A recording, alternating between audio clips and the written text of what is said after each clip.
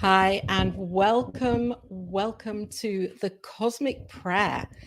I am Laura Topper, and of course, we are here today with New Thought Media Network, sharing this broadcast around the world. And if you're really interested in New Thought, philosophy, teachings, how we can use New Thought and science of mind to really change our lives and transform the way that we think and we feel to experience an ideal or a beautiful life, then you're in the right place. And of course, we use affirmative prayer, spiritual mind treatment, and the cosmic prayer each week is an invitation for a wonderful guest to come on and talk about their experience of prayer and how this has changed their lives and how they use it to help other people see that they can change their lives. So this week, I'm very, very excited and grateful because the person that we have here waiting in the wings is none other than our Center for Spiritual Living spiritual leader, Dr. Edward Viljoen. Dr. Edward is the senior minister for Santa Rosa. Ooh, little bit of a building crash next door. Santa Rosa Center for Spiritual Living in Santa Rosa. And just a couple of interesting pieces here that I really feel to read out. Dr. Edward discovered Science of Mind whilst reading the Science of Mind book on a flight from his native South Africa to the United States. And upon arriving, he searched for the nearest religious science church or center and immediately enrolled in the available classes. Wow, what an incredible thing to do, to read a book and search out the roots of where he could actually begin to learn this teaching. And now, as the leader of our community, I just feel so honored and blessed to be welcoming Reverend Dr. Edward Viljoen into the Cosmic Prayer Room. Welcome here, Dr. Edward. Thank you so much for being here today and sharing. Thank you so much, Laura. It's a pleasure to be here. And I know that you've been here on the Cosmic Prayer before and talked about prayer. And I just feel this is wonderful that you come back probably a year later with maybe a fresh idea or new insights that you can share, because we have been through so many transformations here in the world. And I'm just really interested in your idea of prayer right now, where we are right now, and how we can not only individually, collectively, empower ourselves with spiritual mind treatment, with prayer. Thank you, Laura. You know, this morning I just completed a contemplation online based on the book 365 Science of Mind, A Year of Daily Wisdom from Ernest Holmes, who's the founder of our movement, Centers for Spiritual Living. And it's such I guess a coincidence that today's reading, when I'm going to be talking to you, says it is up to you and me to make a decision to follow the course. He's talking about a practice, to follow the course of affirmative prayer and or contemplation, meditation, that will continually keep the stream of divine energy open. And I thought to myself, that's it. He's telling us something we already know, that it's the practice that is so important, having a consistent, regular time where you and I tune in to the cosmic power of prayer, to the living spirit, or whatever it is that we want to call it, so that we can engage in the day, so that we can be prepared. And it occurred to me that it's deeply personal. I have to sit every day and tune into that power. And that's more important than me trying to get you to sit in the power, in the presence, in the practice of prayer. I've got to do it so much so that the change in me becomes apparent to the world and the people around me. And then as people want to join in, I can share that with them. It's one of the things I've always loved about New Thought. We don't have a conversion mission, right? We don't try to enroll people. We try to demonstrate that what we are doing in our spiritual practice is effective. We try to become our own example. And so that's become very important to me. I ask the people who join me on the morning meditations, how has this changed your life? Because that's the example. And so as the examples pour out, I see, oh, I'm inspired by that example.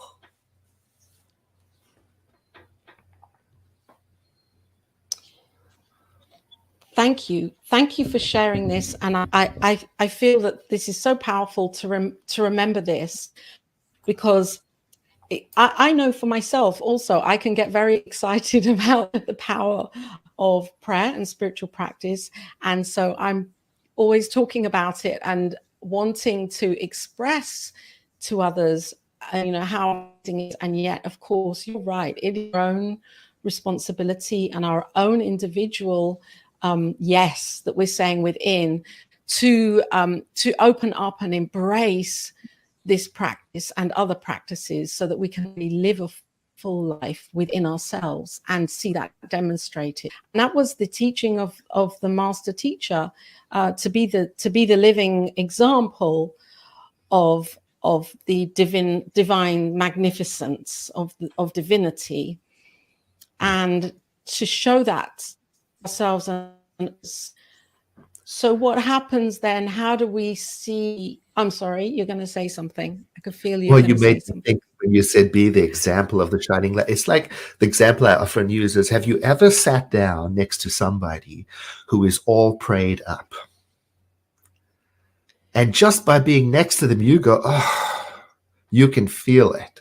Yeah. So that's what I aspire to be, a person where there is such a feeling of connection to prayer that I don't have to tell you that you're going to get it anyway. It's going to come out of me. Right. So I love that idea. My grandmother was like that for me. I could just go sit next to her and I could feel it. So I think about that. How do people experience me when they sit down next to me? What is it that I exude, and how did I get there? So the idea of prayer for me is to start at home, start right inside with myself, and take time to daily tune into and to inquire and describe and commune with reality, Dr. Holmes used to call it, and then see if that changes something. So then I don't have to go out and make an announcement about it. Now, but of course, if we are teachers, we are talking about it all the time. And I think that it's exciting. And, it's like if you quit smoking or you quit some bad habit, and then when you finally have quit, you're so enthusiastic about it that you want to tell everybody. But nobody can really understand until they make that journey themselves. So, and it's the same with meditation. You can tell people about it, but you can be super enthusiastic about it. They'll get some of it, but not until they sit down and meditate. They've got to make the journey themselves. So that's sort of the tricky part of it. I can be as enthusiastic as I like about prayer, but I want you to try it yourself. And what is it that's going to encourage you to do it? Well, if my life is showing a beneficial result, if you sit down next to me and you feel something and want to know about it, that's the best demonstration. It's better than a book or a pamphlet or anything like that. So I keep on asking myself that question. What is coming out from me? How is my prayer impacting the way I contribute to the world? And that's the core of it. That's the essence of it, isn't it? I believe, because then as we learn to be the living demonstration ourselves, then ultimately, really, there's no more to be done, because we're showing it and we're demonstrating it, and others can then catch that and see that vision for themselves and want it and get excited by themselves. And I think that the other piece for me is that there is so much going on our planet right now. We're being pulled and pushed in so many ways to turn to spiritual practice, because once we're there and we do surrender, if we choose to surrender, then there's the opportunity to be the truth of who we are and live life and see these experiences from a different perspective. And I remember I saw you. Yeah, I'm going to let you speak on No, that. this is very exciting what you're talking about. So the practice of daily prayer, of tuning in to the living spirit and tuning into its nature, and then watching how that causes me to show up in the world. So as I approach the world and its problems, am I bringing my prayer practice to it? You said some beautiful things in the introduction, how to live a beautiful life, prayer practice. And I thought to myself, yes, a beautiful life is not necessarily a problem-free life. It's a life that is beautiful because of the way we respond to problems, fueled by our practice. So there are all of these things in the world and that we are to respond to. So our prayer practice isn't to tune the world out or to abandon the world or to look for the silver lining in catastrophes, but it's rather the prayer shores me up with strength and wisdom so that I can be in the world. Now, my problem is that I don't listen to what the wisdom inside prompts me to do. So I do my prayer and it says, learn more about recycling. Or I do my prayer and my awareness arises about violence in my neighborhood or whatever it is, and then I have to watch me going against that impulse and saying, no, I just have to tune that out. I don't want to think about it because I'm, selfish in that way. So I'm very curious about what does this prayer practice prompt me to do in the world, to learn about, to take a stand for. Right. The world is overwhelming right now. And maybe it always was and always shall be. Without a daily prayer practice, it's even more so. With a daily prayer practice, yes, it's different for me.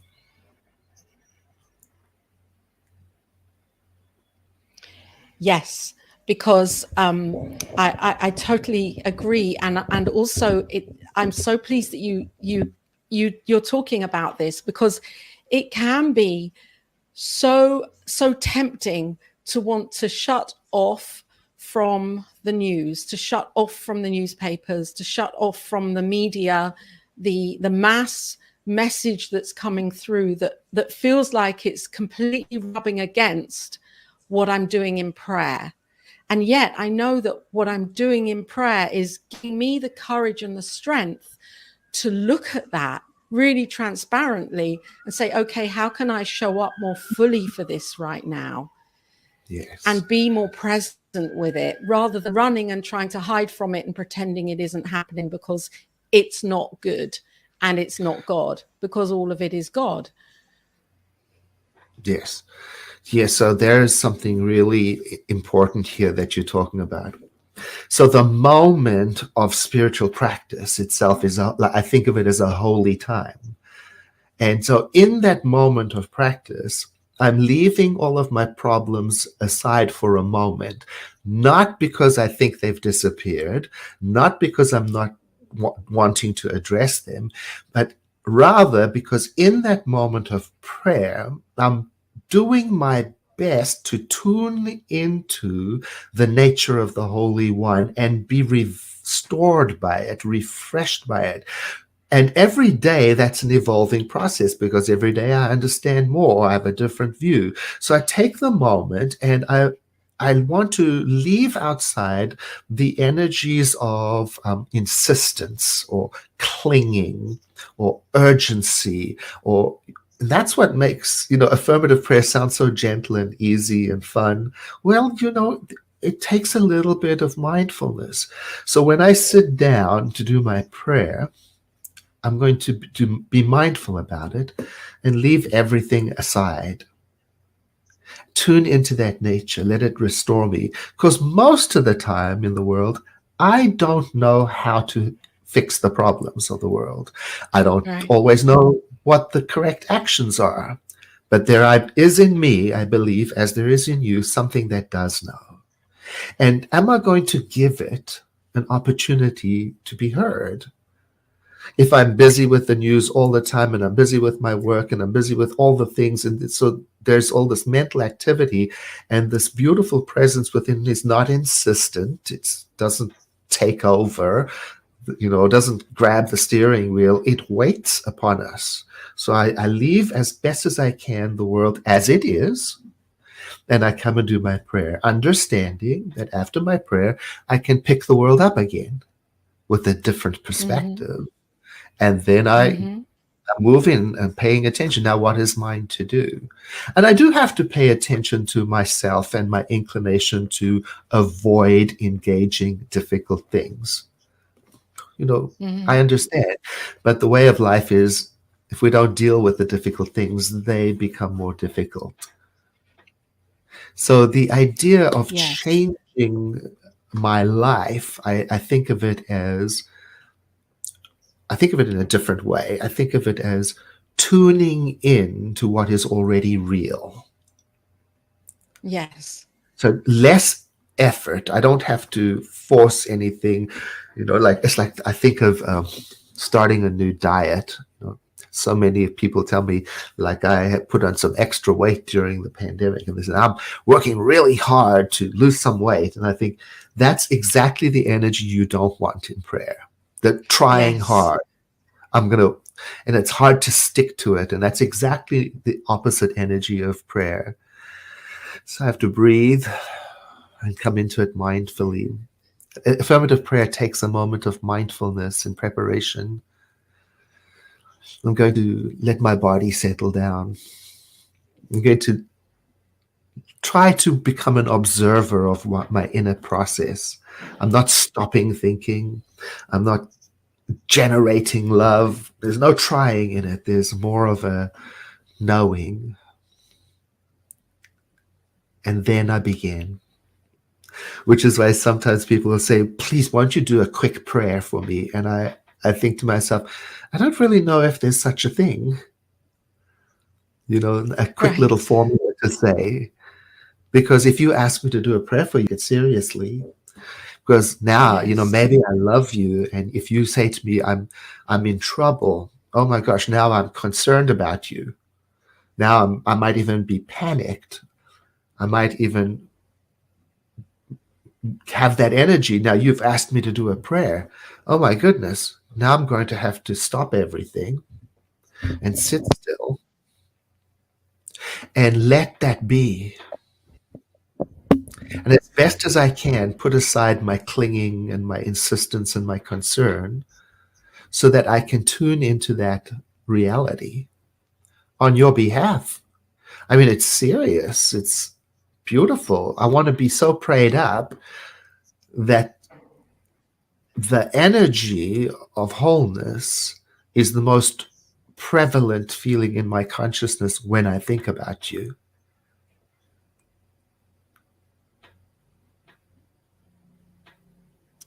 Yes. And it's so fantastic what you're saying, because it's just a reminder that for me, and was watching, first of all, I want to just welcome in whoever's watching here. I haven't welcomed you. Welcome, and it's great to be here with you and with Reverend Dr. Edward Viljoen. And we're talking about prayer and being the consciousness of prayer to prepare to pray.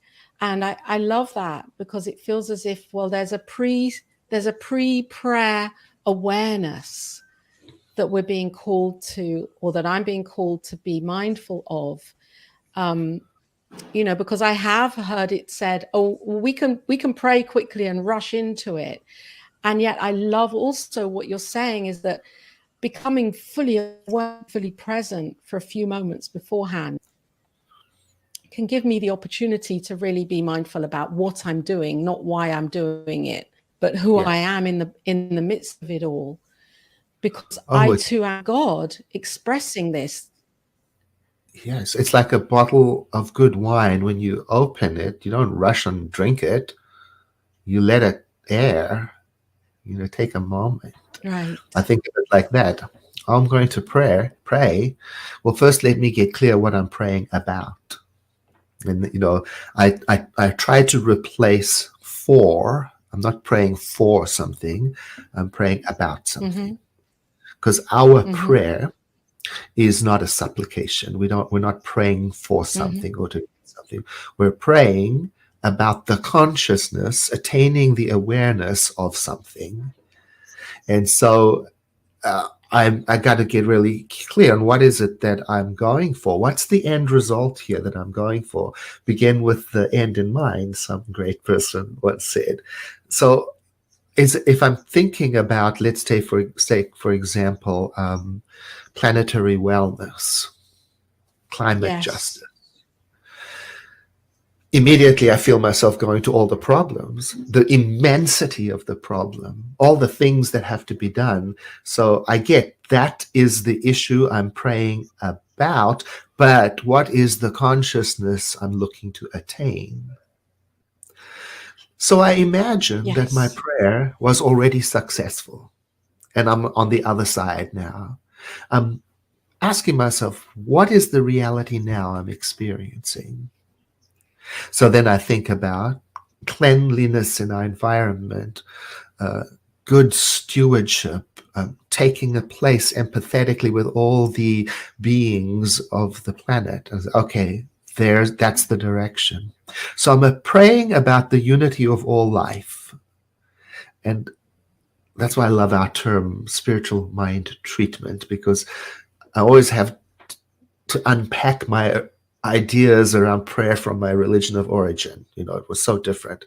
So I'm treating, like you put a treatment on your skin or your hair. I'm treating, what am I treating? My own mind to remember, to reacquaint itself with the wholeness paradigm. So, all right, now I know where I'm going. Now I'm going to sit down. And again, I'm going to take time to tune in and begin the prayer work. So it's not typical in our form of prayer to say, please, Lord, change the nature of the course of the events. And we don't have that. It's more meditative. It's more like remembering. That's what it feels like. And sometimes in the prayer, my intellect will bump up to, well, how's that going to work out? I don't know how this is going to work out. Okay. I've departed from the prayer atmosphere and I've gone into brainstorming. Then I just bring my mind gently back, place it in the practice without judgment, just watching, because you cannot stop your thinking. You cannot stop your intellect. Just watch. And then I speak to it, to my deeper self, and say, it may very well be the case that I don't know, but there is that within me which does know. And I'm tuning into that now. I'm tuning into that now to be inspired by it, guided by it. And I may have to stay in that practice for quite a while, depending on the severity of the problem that's tugging at me. So I find for me prayer is to be deep and enjoyable and changing. And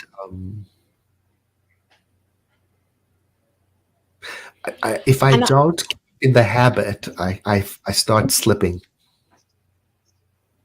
Right. And I really like that word deep. I like the idea of deep. I love the permission around going deep, because I think in our society whole, we're being trained with mass consciousness, quick with everything. to be quick with our actions, with our responses, with our reactions, with social media, with the way we respond to people. It's almost like there's this expectation to have things done very quickly. And I know that there is no time in the mind of the infinite and in the mind of God. And yet in our humanness, I think time can be very useful, because it can allow for an opportunity to actually not look at time and to really go deeper down and expand out, rather than rushing through everything. Oh, absolutely. The difference between mindful and mindless is a difference of speed. So the fast-moving mind is characterized by reactiveness. It's energetic, it's hot. And as we slow down the mind, and we'll talk about how do we slow down the mind, it begins to cool down and become more mindful.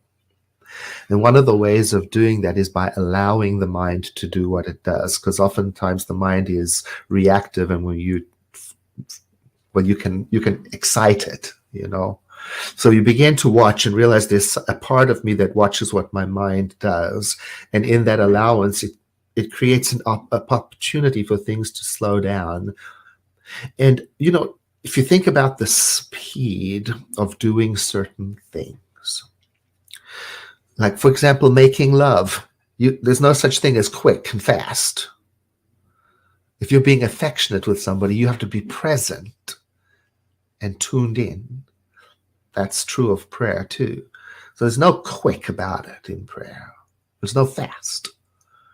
It's to slow way down, so mindfully present. And this is helpful then in following the words that are flowing through my mind and choosing them mindfully. And you can see the difference between a prayer where people are just pouring in the kitchen sink, every word and every adjective, like stirring up, it's like, fine, it's a method of prayer. I'm okay with it. But for me, I want to mean what I say and say what I mean. And I want to understand what it is that I'm contemplating on. So often prayer in this method can sound like you're having a conversation with yourself, and you are. The self of you is having a conversation with the self of you, and your whole self is taking place within the self of all, and so you're having a conversation. And so I will often say, the living spirit is eternal. And then I pause right there to ask myself if I understand what I just said in my mind.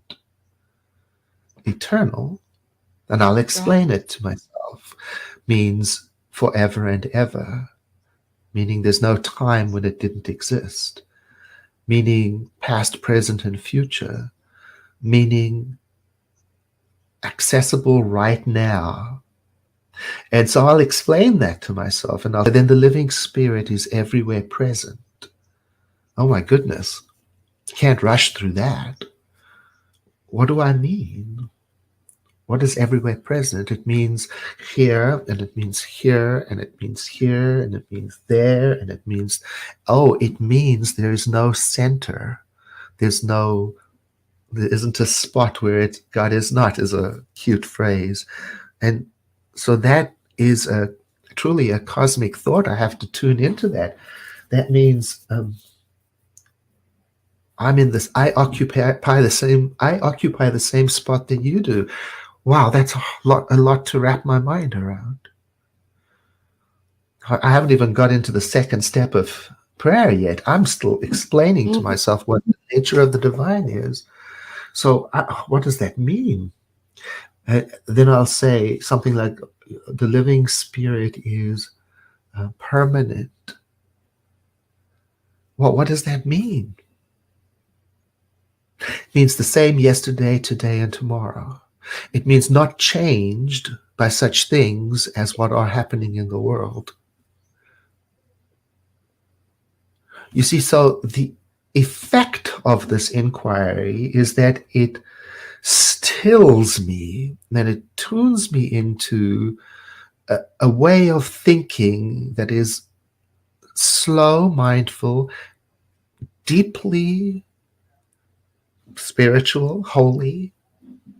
And then I relate myself to what I've just discussed. So you can see this takes a moment. I haven't even got to the request or the demand or the subject yet, because I got to get this part done. I remember one of my early teachers said, look, if you get that first part right, you don't really need any of the other steps of the prayer. No. I'm with that. I'm with that. That if I really feel into the knowingness of the first two steps, then I feel I'm there, and it's all done. It's like within me, I've got there within myself, and what more is there to request? I've realized it already in the first two stages. Right.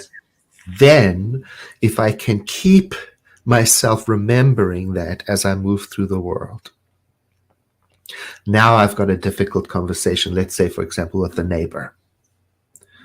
Am I going to just throw that awareness over my shoulder and get into the argument? Right. Now I'm standing there and I'm watching the argument, let's say. And I'm thinking, where is the idea of everywhere present right now? Right. Where is the idea of oneness right now? Because my first instinct is to say it's them. Well, it may be, but I got to take care of this side of it. Can I respond in this moment in the nature and the style of the prayer that I just contemplated?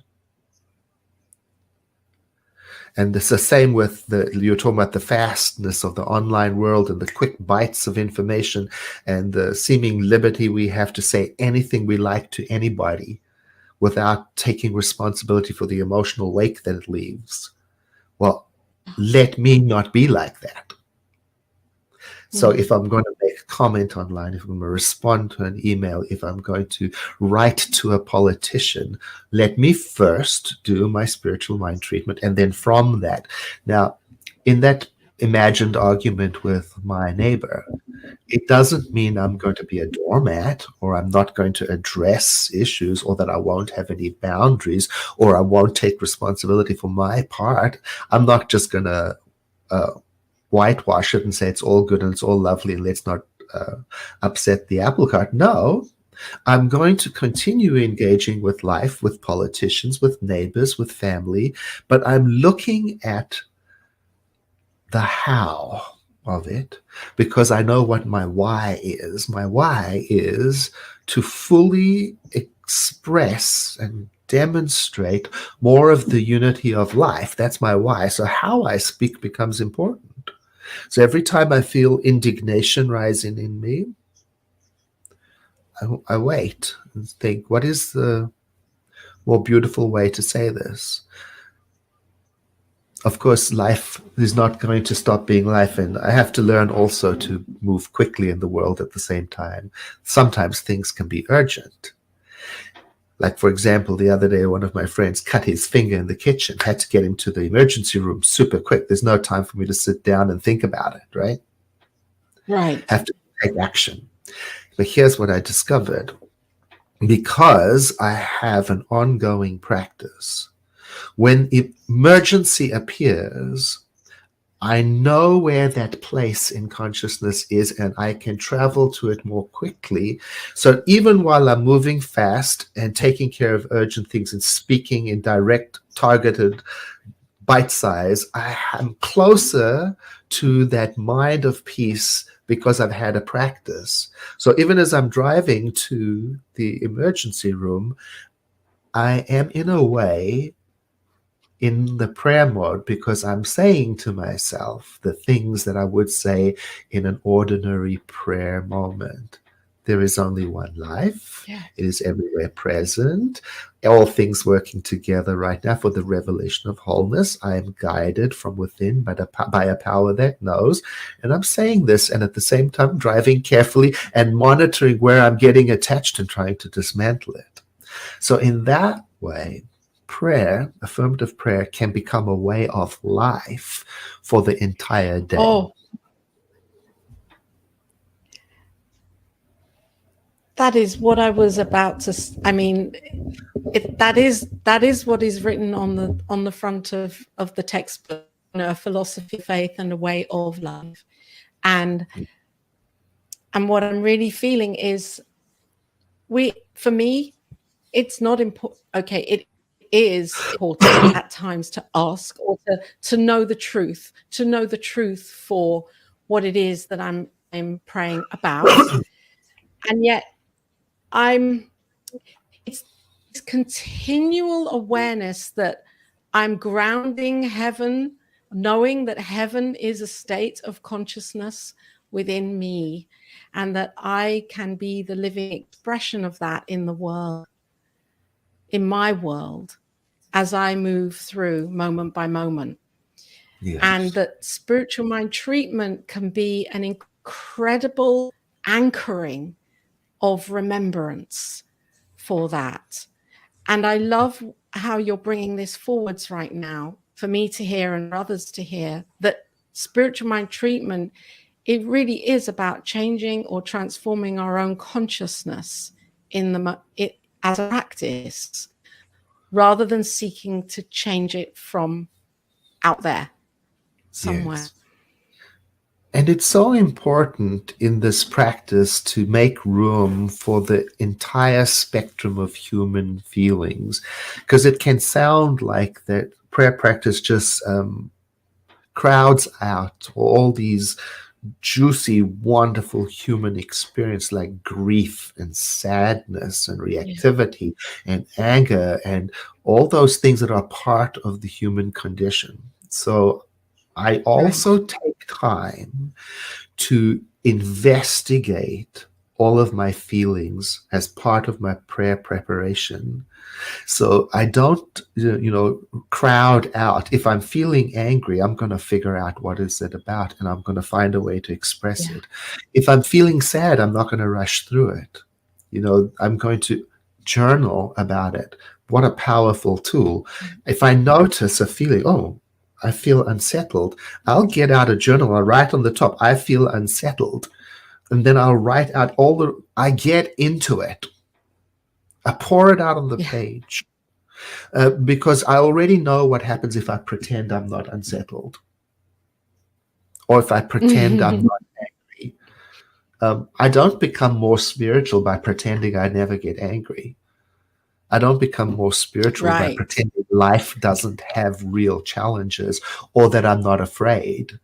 So I write them down, I look at them, I use one method of inquiry or the other to allow those human conditions and feelings and emotions to be present, and indeed to value them. Because, anger, somebody once told me, is a sign that a need isn't being met or a boundary is being crossed.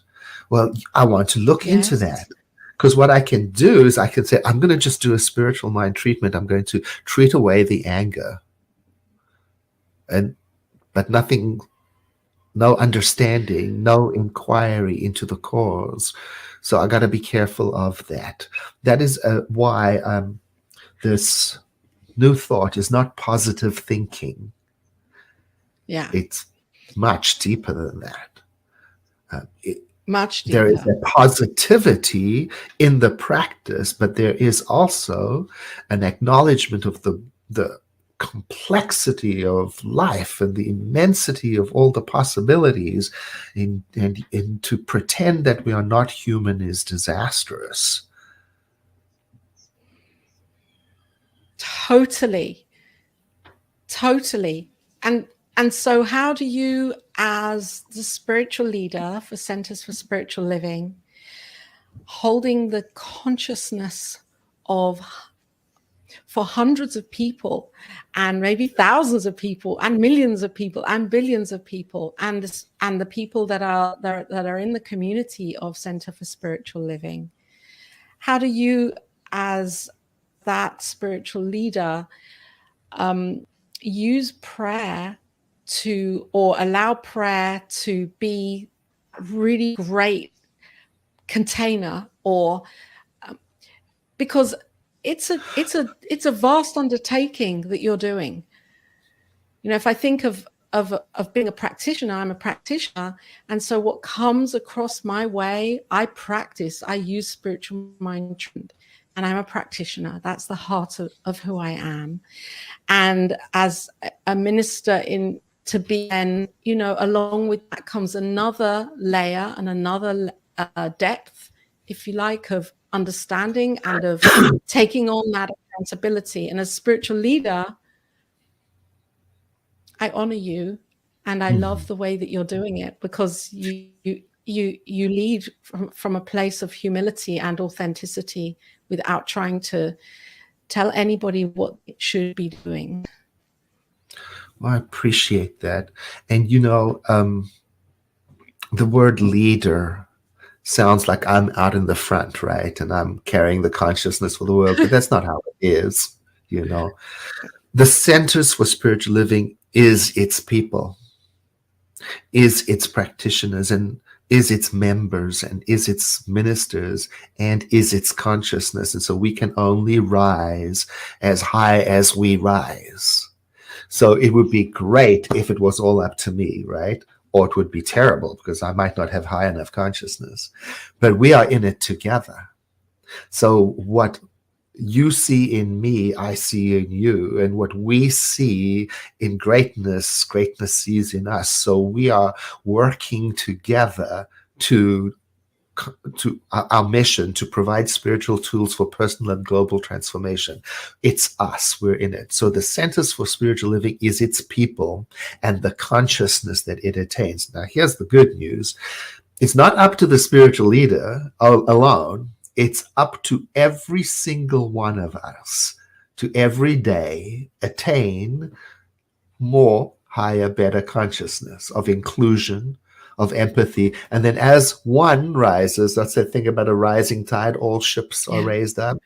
Yeah. So it's the trickle up system. So we may encourage each other, but just think about it. This entire movement's well-being is up to you, Laura, or up to every Laura in the movement and every Edward. It's up to us. In fact, it's not even like a responsibility or a duty or a threat, right?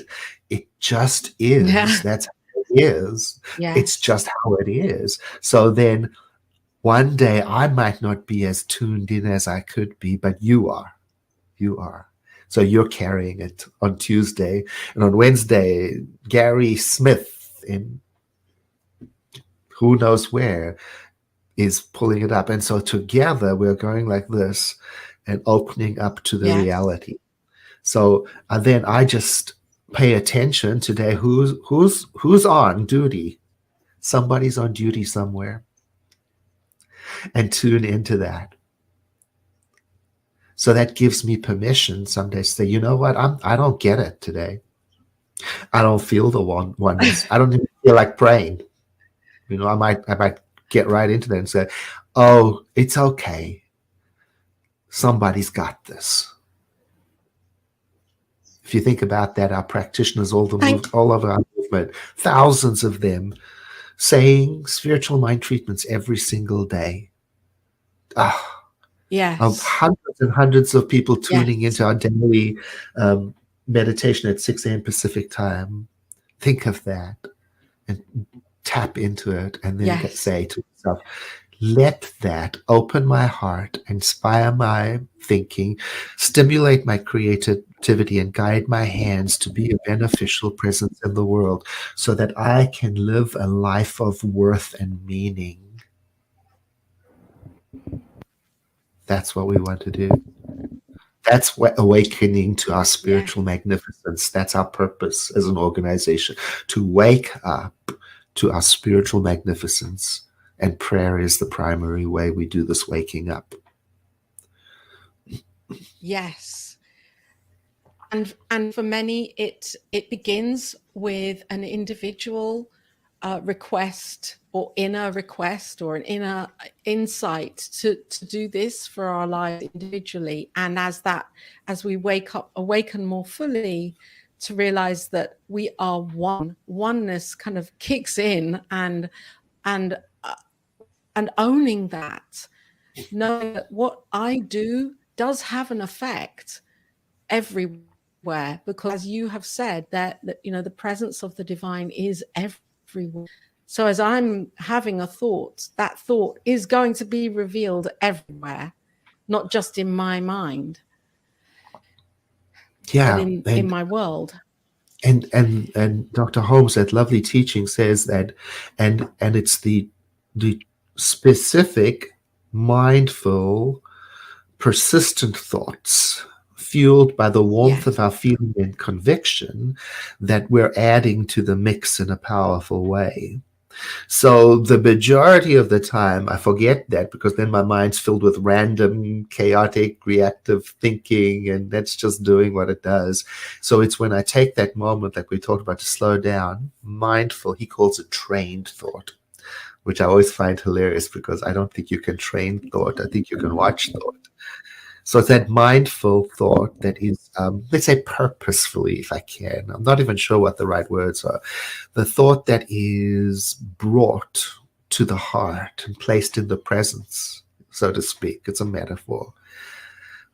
Those are the ones I think have the greatest impact and are lasting with me. I find myself throughout the day remembering and referring to those kind of deep thoughts. So if I begin my day with a quick prayer, well, it's better than nothing, but a good 10 minutes sat in contemplation. Halfway through the day, I can remember it. I can draw upon it. So I like to take my time with it. And I like what you've just said about prayer. Our thoughts, it's the predominant thoughts that will be made manifest, because I think that gives us permission as a community to not take the phrase. And I know that there is a course called Change Your Thinking, Change Your Life. Maybe to look at that a little more deeply and not take it on face value. That we're not only changing our thoughts, we're changing our intentions, the way that we feel, the way that we see the world, our idea of life, and creating a whole new atmosphere for how we move and be in the world. And for me, I feel there's more than just changing a thought. Yes, so that's beautiful. So we're changing the atmosphere of our mind. And the atmosphere, like, is it stormy? Is it quiet? Is it windy? And it's a complex system. So really what I'm doing is I'm starting to introduce ways of thinking inside of me so that I can change the predominant tendency of my thought. And then as I practice that, then I notice my tendency during challenging times. Where does my thought go? What is its first, where's its go-to place? So when my tendency is more and more towards oneness and wholeness, then my prayer practice is starting to become effective. So I'm looking to see, is there less of a tendency in me to blame and to develop enemy images? And is there more of a tendency for me to look for points of similarity? Is there more of a tendency in me to pretend there are no difficult things? Or is there more of a tendency for me to lean into the difficulties of life with a curiosity to say, how may I bring love to the situation? I'm not trying to glamorize it. So I'm looking at the tendencies and I'm trying to track them to my practice. Am I demonstrating spiritual magnificence? Am I demonstrating transformation? And transformation, that word is even more bigger than change, right? Transformation means a complete and utter radical change. Nobody wants that. We want the world to change, but not have to make any changes, no inconveniences. So when we talk about transform the world, it means this mindful examination of what's going on, not only up here, but Right. here. Yeah. And then as you start unpacking it, here's the thing. Once you start opening the door, the transformation starts coming by itself. You can't chase it down or hunt it down. It comes by acceptance and accumulation and tendency. It can never be forced. But once you start opening the door, it has a momentum of its own. And you can even shut the door, but it's waiting. And the minute you start opening it just and it will come. And then one day you'll realize it you'll say silently to yourself, no, not there. And you'll go, where did that come from? Your practice. The transformation is in process. Now you're experiencing a changed life. Oh, my impulse would have been to binge drink, for example. But no, you've got to a part in the road, a partying, and there you realize, oh, that's what it means. How did I get here? Well, it's a bit like learning to ride a bicycle. You fall this side, you fall this side, and then one day you don't. But you cannot tell when was that moment when everything came together and I balanced. You watch and you observe, oh, the transformation is revealing itself. Oh, I was going to say something mean-spirited. I didn't. I paused. I saw myself. I saw myself as a expression of the living spirit, and I paused. Oh, the change is upon me. That's how it comes.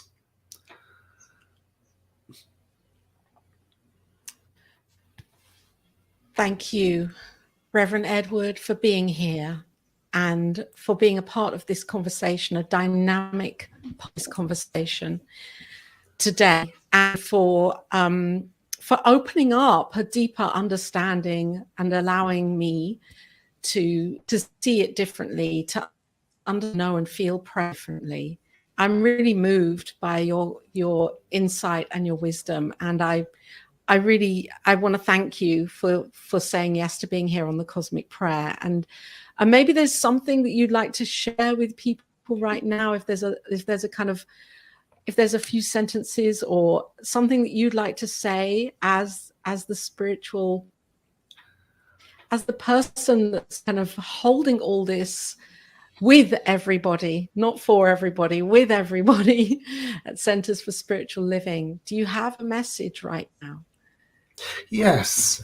There is one thing that we all know how to do, that we came into this life pre-programmed to do, and that is to love. We need no instruction. We need no book learning from it. We know how to do it. And this is the time in our world where we can benefit from that. With everything that's going on in the world, this is the time and the opportunity for us to love one another. Love, of course, yourself, and to love the people close to you, and to love the people around you, and to gather them in and to remind them of your love. That is one of the most powerful things that we can do right now, to be loving towards each other. Yes. Yes, that is it. That is because that is all there is. Ultimately, I mean, of course, the infinite expressions of the way that we show up, and yet love is what is here right now that we can tap into in our hearts and being that loving presence. Would you share a prayer with me right now, Reverend Edward, as we leave the prayer? Yes? Yes, let us do that. And so, letting everything be where it is, letting the world be as it is. And I speak this prayer in the first person. I invite everyone listening to identify it as their own words or words similar to them in their silence of their mind. There is only one living spirit, the center of all that is, the source of everything. It is eternal, everywhere present, permanent. It is life itself, it is reality, and it is beyond all qualities and names, and yet words are what we have to work with. So I call it today by its most ancient name, love. And I identify myself as an expression of that love, part of it, one of it, and a channel through which it expresses. And I identify Laura as part of the same center of love in every person on this call. And from this identification and with our shared heritage in mind, I realize that not only are we connected, no matter where we are in time and space through this spiritual awareness, but we are each one of us a point of expression within this beautiful, expansive, creative mind.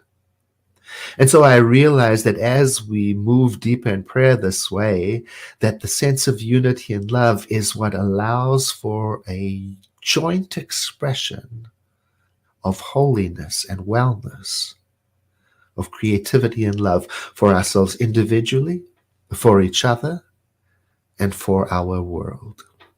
It is this way, then, that I take my place among the community of beings as a center of light, as a place of compassion, as an open, willing heart.